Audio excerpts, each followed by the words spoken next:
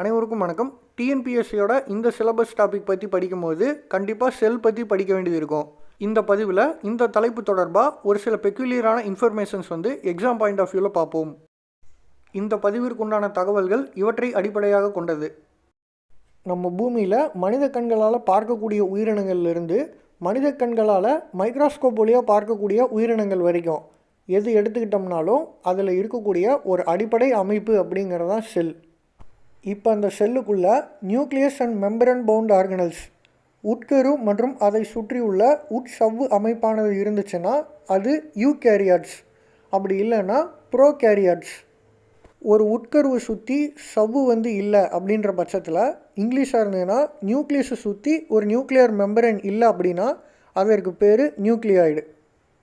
Example bacteria ப்ரோகேரியாட்ஸில். அதே நம்ம யூகேரியாட்ஸ்னு வந்தோம்னா நியூக்ளியஸுங்கிறது இருக்கும், மைட்டோகாண்ட்ரியா, குளோரோபிளாஸ்ட் இது எல்லாத்துலேயுமே டிஎன்ஏ இருக்கும். செல்லுக்குள்ளே உட்கரு நியூக்ளியஸ் அப்படிங்கிறது இருக்கும். அந்த நியூக்ளியஸுக்குள்ளே குரோமோசோம்ஸ் அப்படிங்கிறது காணப்படும்.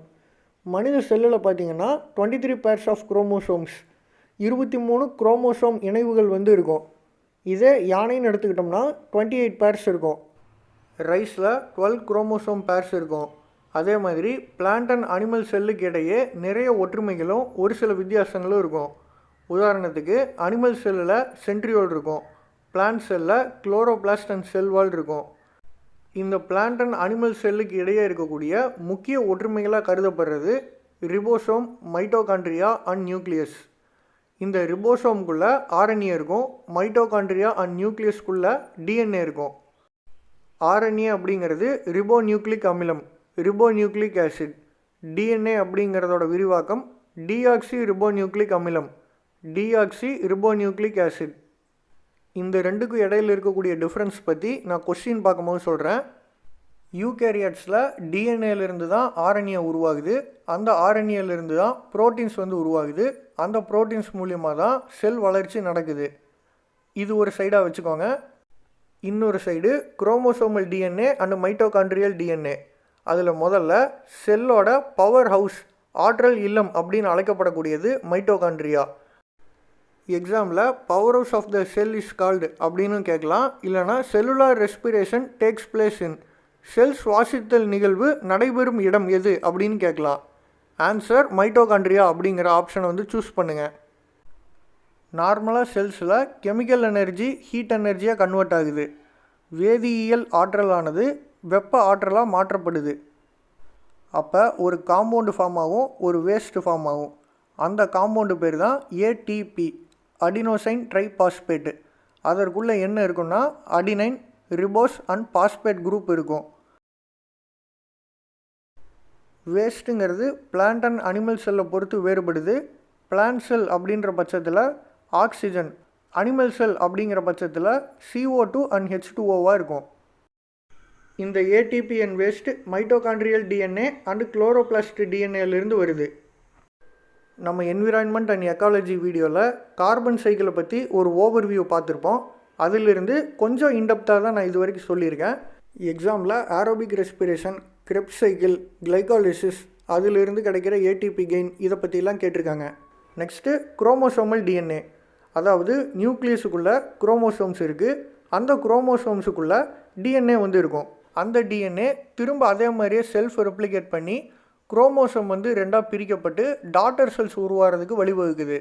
அதன் மூலிமா ஒரு தலைமுறையிலிருந்து இன்னொரு தலைமுறைக்கு அந்த ஜெனட்டிக் இன்ஃபர்மேஷன் ட்ரான்ஸ்ஃபர் ஆகுது. அப்போது அந்த டிஎன்ஏக்குள்ளே தான் ஜீன்ஸுங்கிறது இருக்குது. டிஎன்ஏவோட ஒரு குறிப்பிட்ட செக்மெண்ட் தான் ஜீன் அப்படின்னு அழைக்கப்படுது. ஜீன்ஸுங்கிறது பாலி நியூக்ளியோடைட் செயின்ஸ். அப்போ நிறைய நியூக்ளியோடைட்ஸ் இருக்கும். அப்போ ஒவ்வொரு நியூக்ளியோடைடுக்குள்ளே என்ன இருக்குது அப்படிங்கிறத பார்ப்போம். Pentose sugar, nitrogenous base, phosphates. Pentose சர்க்கரை, நைட்ரஜன் காரங்கள், பாஸ்பேட் தொகுதிகளால் ஆனது. அதுக்குள்ளே என்ன இருக்கும் அப்படின்னு பார்த்தா carbon, oxygen, hydrogen, nitrogen and phosphorus இருக்கும். அப்போ இந்த தனிமங்கள்லாம் எங்கேருந்து வந்துச்சுன்னா இயற்கையிலிருந்து வந்துச்சு. அந்த தனிமத்துக்குள்ளே என்ன இருக்கும்னா ஆட்டம்ஸ் இருக்கும். ஸோ மூலக்கூறுகளால் ஆனது தான் இந்த நியூக்ளிக் அமிலங்கள். இதில் இது ஓரியன்ட் கொஸ்டின்ஸ் சோஃபார் என்ன கேட்டிருக்காங்க, எதெல்லாம் ரிப்பீட் ஆகிருக்கு அப்படிங்கிறத பற்றி பார்ப்போம்.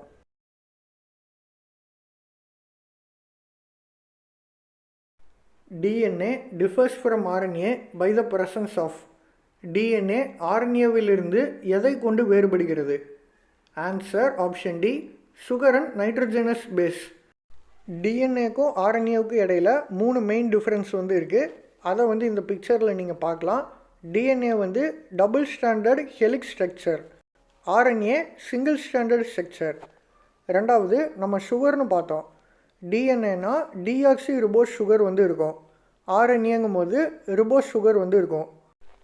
ஆர்என்ஏவோட சுகரோட கம்பேர் பண்ணும்போது டிஎன்ஏவோட சுகரில் ஒரு ஆக்சிஜன் கம்மியாக இருக்கும். டிஎன்ஏவோட இரட்டை இலை கோட்பாடு டபுள் ஹெலிக்ஸ் மாடலை ஃபஸ்ட்டு ப்ரப்போஸ் பண்ணது ஜேம்ஸ் வாட்சன் அண்ட் ஃப்ரான்சிஸ் கிரிக் 1953. அடுத்து நைட்ரஜனஸ் பேஸ். நைட்ரஜனஸ் பேஸ்ன்னு எடுத்துக்கிட்டோம்னா அந்த பேஸ் பேர் டிஎன்ஏக்கு ஏடிஜிசின்னு இருக்கும். ஆர்என்ஏவாக இருந்ததுன்னா ஏயுஜிசின்னு இருக்கும். டிஎன்ஏவாக இருந்துச்சுன்னா தைமின் வரும், ஆர்என்ஏவாக இருந்ததுன்னா யுராசில் வரும். அடுத்து நைட்ரஜன் காரங்கள் பற்றி பார்க்குறதுக்கு முன்னாடி 3 இம்பார்ட்டன்ட் இன்ஃபர்மேஷன்.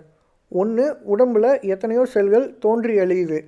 புதுசாக ஒரு செல் வந்து உருவாகணும் அப்படின்னா செல் டிவிஷன், மைட்டாசிஸ் இல்லைனா மியாசிஸ் வந்து நடக்கணும்.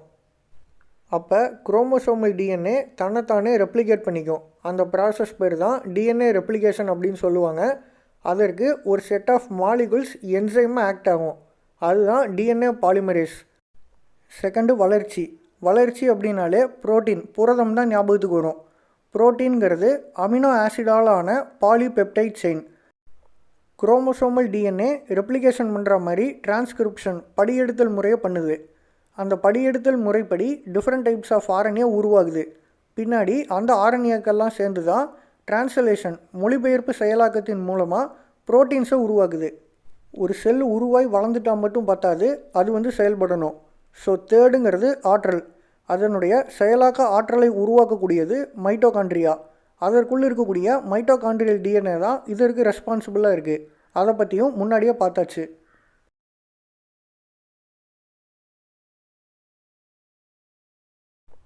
டிஎன்ஏக்குள்ளே இருக்கக்கூடிய செக்மெண்ட்ஸ் தான் ஜீன்ஸ் அப்படிங்கிறது தெரியும். இப்போ அந்த ஜீன்ஸுக்குள்ளே இருக்கக்கூடிய செட் ஆஃப் கேட்டலிட்டிக் ஃபங்க்ஷன் பண்ணக்கூடிய மாலிகுல்ஸ் எல்லாம் சேர்ந்து டிஎன்ஏ பாலிமரேஸாக எனாக்ட் ஆகுது. அப்போ இந்த குரோமோசோமல் டிஎன்ஏல பேரண்டல் ஸ்ட்ராண்ட்லேருந்து டாட்டர் ஸ்ட்ராண்ட் உருவாகக்கூடிய நிகழ்வு தான் டிஎன்ஏ ரெப்ளிகேஷன். தன்னைத்தானே டூப்ளிகேட் பண்ணிக்குது. போன கொஸ்டினில் தான் பார்த்தோம், ஆர்என்ஏங்கிறது சிங்கிள் ஸ்ட்ராண்டு, ஒற்றை இலை கொண்டது. டிஎன்ஏங்கிறது டபுள் ஸ்ட்ராண்டு, இரட்டை இலை கொண்டது. அந்த ரெண்டில் ஒரு ஸ்ட்ராண்டு வந்து கோடிங் ஸ்ட்ராண்டாக இருக்குது, இன்னொன்று டெம்ப்ளேட் ஸ்ட்ராண்டாக இருக்குது. இந்த 2 ஸ்ட்ராண்ட்ஸையும் இணைக்கும் வகையில் இடையில நைட்ரஜனஸ் பேசஸ் இருக்குது. அப்போ இந்த ஸ்ட்ராண்ட்ஸோட பேக் போன் எதுன்னு பார்த்தீங்கன்னா sugar and phosphate functional group. அதில் அந்த பாஸ்பேட் ஃபங்க்ஷனல் குரூப்னால தான் நியூக்ளிக் ஆசிட் அப்படிங்கிற பேரே இந்த டிஎன்ஏக்கும் ஆர்என்ஏவுக்கும் வந்துச்சு. அதனால் ஆர்என்ஏவை விட டிஎன்ஏ வந்து ஸ்டேபிள், நிலையானதாக இருக்குது. இந்த பேரண்டல் ஸ்ட்ராண்ட்ஸில் 2 விதமான இலைகள் இருக்கு இல்லையா, அந்த இலைகளுக்கு இடையே இருக்கக்கூடிய நைட்ரஜன் காரங்களுடைய வரிசைப்பாடு தான் வந்து ஜெனட்டிக் கோடு, மரபியல் குறியீடு அப்படின்னு அறியப்படுது. இப்போ நம்ம கொஸ்டினுக்கு போவோம். ஜெனட்டிக் கோடு இஸ் ஒரு மரபியல் குறியீடு என்பது. Answer option A, sequence of nitrogenous bases of DNA.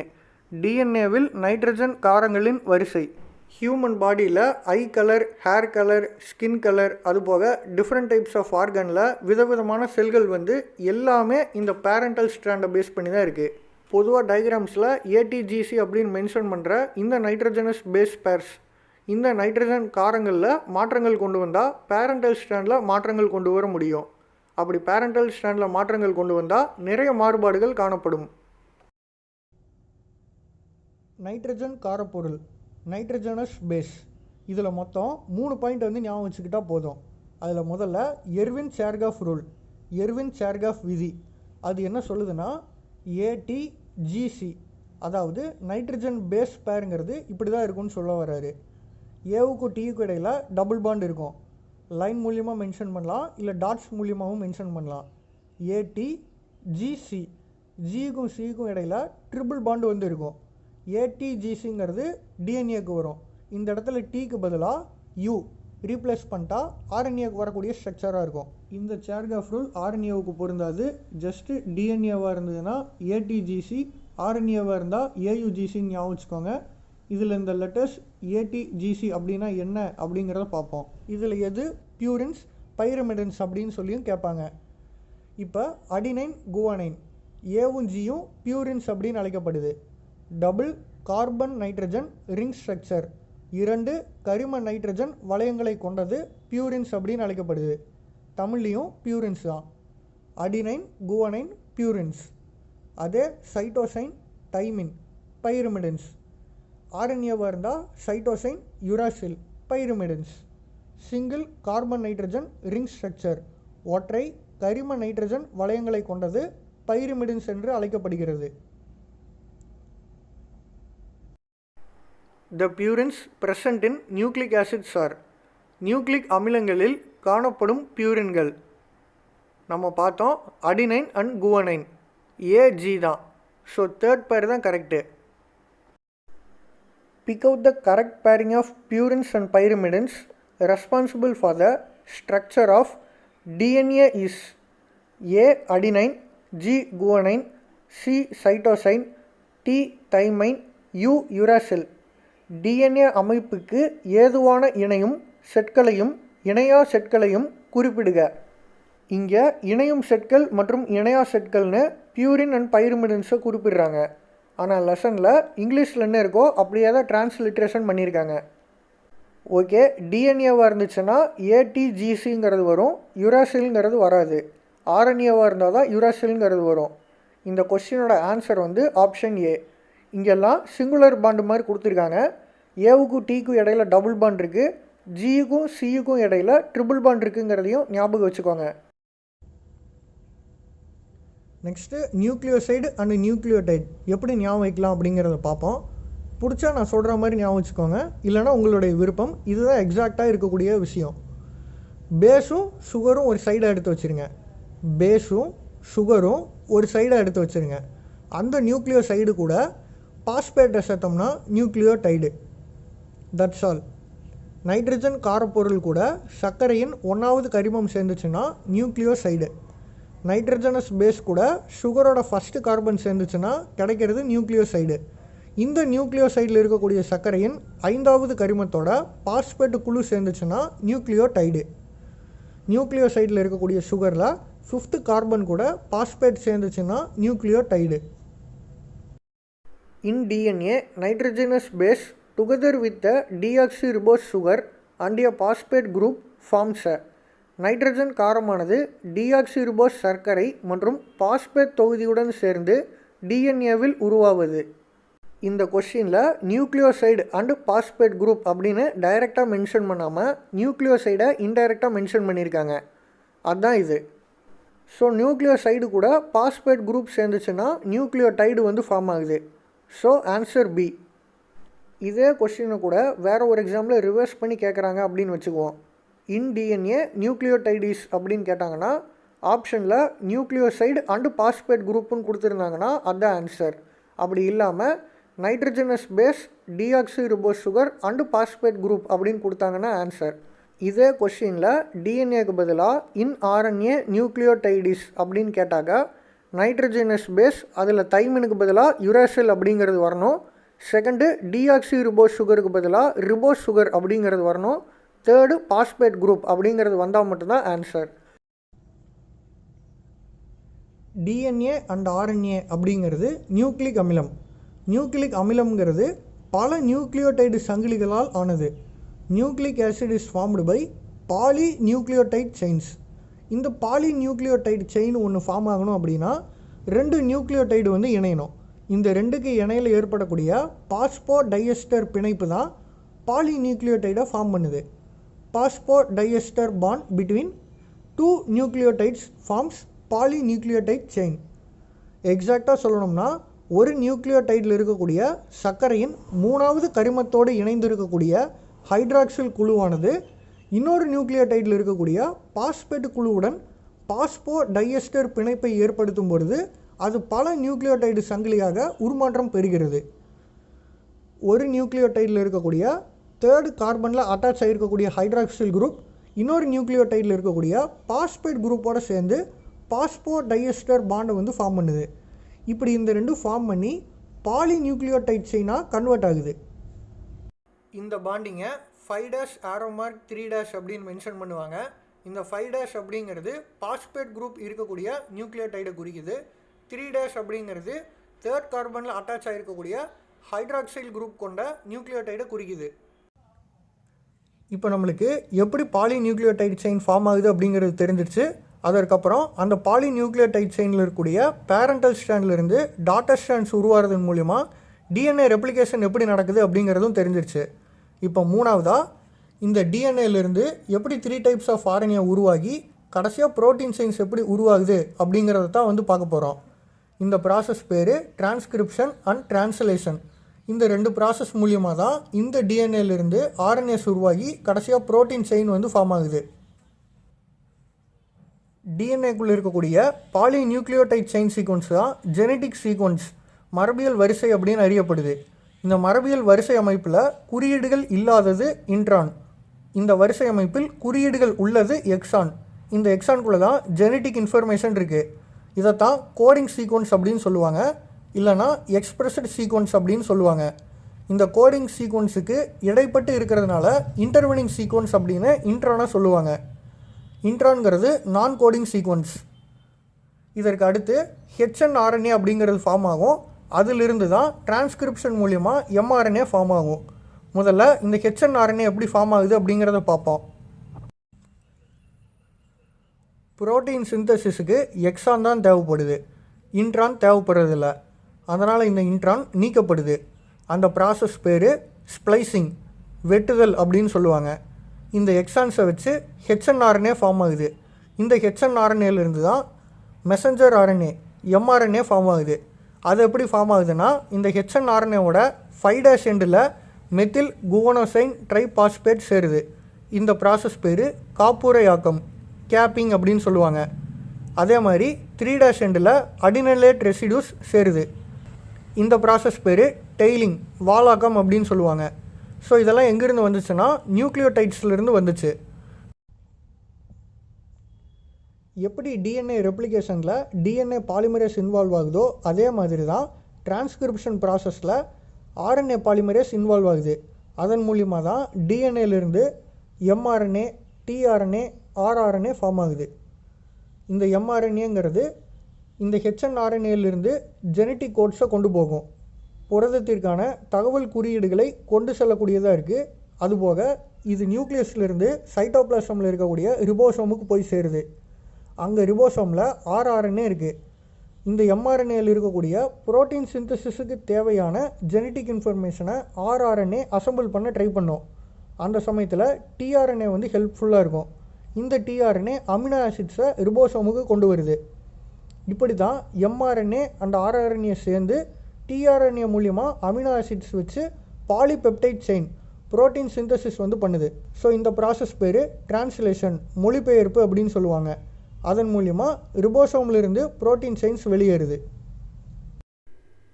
இந்த டிரான்ஸ்லேஷன் ப்ராசஸில் 3 ஆர்என்ஏ பற்றி ஞாபகம் வச்சுக்க வேண்டிய விஷயங்கள் என்னன்னு பார்த்தாக்கா, முதல்ல எம்ஆர்என்ஏவில் இருக்கக்கூடிய ட்ரை நியூக்ளியோடைடு யூனிட்ஸ், 3 நியூக்ளியோடைடு இருக்கு இல்லையா, அதை வந்து ஒரு கோடான் அப்படின்னு மென்ஷன் பண்ணுவாங்க. எதுலன்னா எம்ஆர்என்ஏல. டிஆர்என்ஏல இருக்கக்கூடிய ட்ரை நியூக்ளியோடைடு யூனிட் வந்து ஆன்டி கோடான் அப்படின்னு மென்ஷன் பண்ணுவாங்க.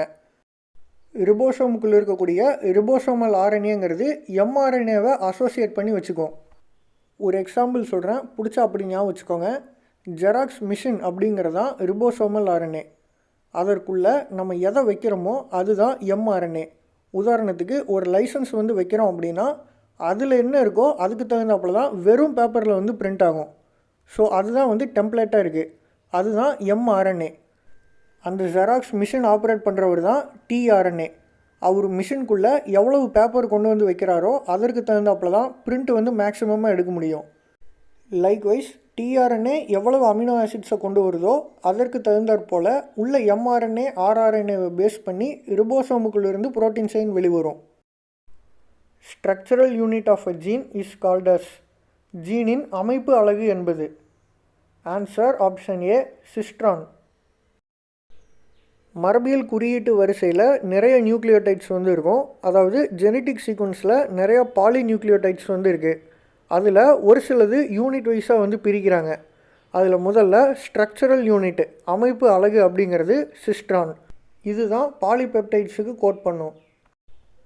Cluster of genes with related functions இருக்கிறதால இந்த ஓப்பரான் வந்து ஒரு ஃபங்க்ஷனல் யூனிட்டு. இதில் நிறைய சிஸ்ட்ரான் வந்து இருக்கும், அதனால் இது பாலிசிஸ்ட்ரானிக். அடுத்து ரீகாம்பினேஷன் யூனிட்டு மறுசீரமைப்பு அலகு ரீகான்.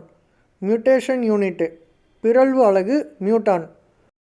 3 நியூக்ளியோடைடு சேர்ந்தது தான் ஒரு கோடான். ஒரு கோடான்கிறது ஒரு அமினோ ஆசிடுக்கு ஈக்குவல்னு சொல்லலாம்.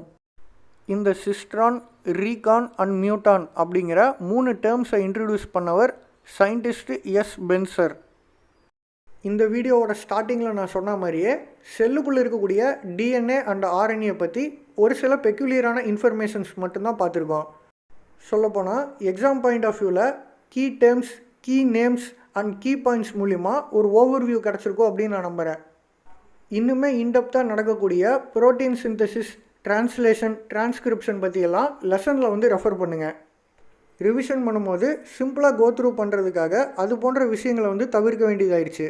இன்னும் செல்ஸ் பற்றி நிறைய விஷயங்கள் தெரிஞ்சுக்க வேண்டியது இருக்குது. அதை வரக்கூடிய பதிவுகளில் வந்து பார்ப்போம். இதோட இந்த வீடியோ வந்து நம்ம கம்ப்ளீட் பண்ணிப்போம். தொடர்ந்து இணைந்திருங்கள். நன்றி.